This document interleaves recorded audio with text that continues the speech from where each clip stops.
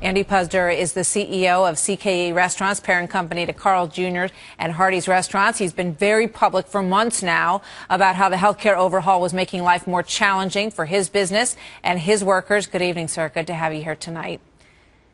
Hi, Martha. Good to be here. Thank you. So what's your take on this? Because the White House is pushing back on this. The White House is basically saying that that ultimately, due to lower costs that will happen, they say healthcare costs will ultimately go down, that will free up money for companies across the country, and they're going to add 250 to 400,000 jobs as a result of it over the next several years. Well, let's say that the administration's predictions on this law haven't exactly been accurate across the board, and I think that particular prediction is terrible. Look, this law, what's happened is what happened today with the CBO report is it just verifies what millions of Americans have been experiencing. This is a bad law. It's a job killer. It's bad for the economy. It's reducing the number of hours people can work. It's reducing wages. It's the wrong law at the wrong time. Not that it wasn't well intended. Healthcare is something we need to address. It's just the wrong way to do it. The amazing thing to me about the CBO report was that when Obamacare was passed, we were told it was for the helpless. It was for people that needed health insurance, didn't have access to it through their job, weren't able to afford it.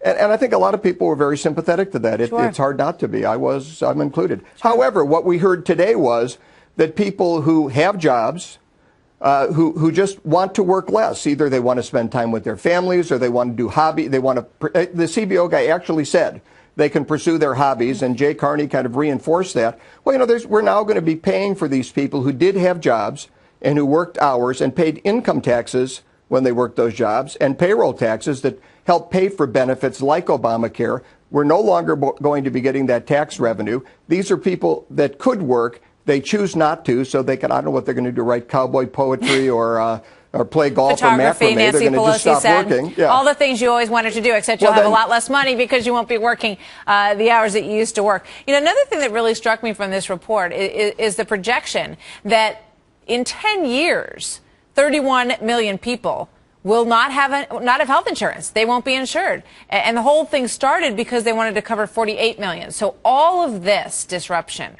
for 17 million people. Do you think as a businessman that there was a more effective, easier, cleaner way to cover 17 million people?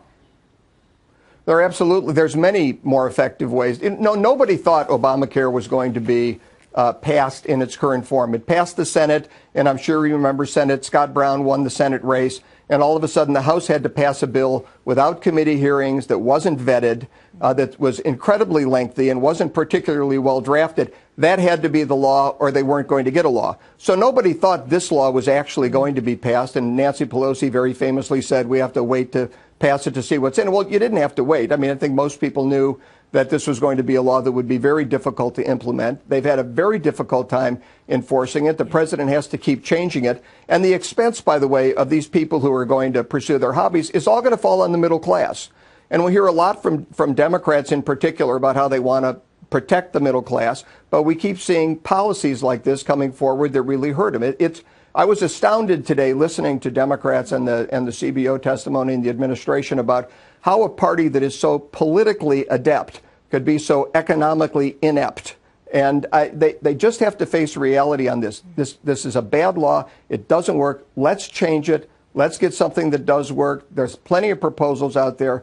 Let's get some bipartisanship going here. Get something passed that the American people can live with and that doesn't hurt them. Andy Puzder, you speak from business experience. And, sir, we thank you very much for being here tonight.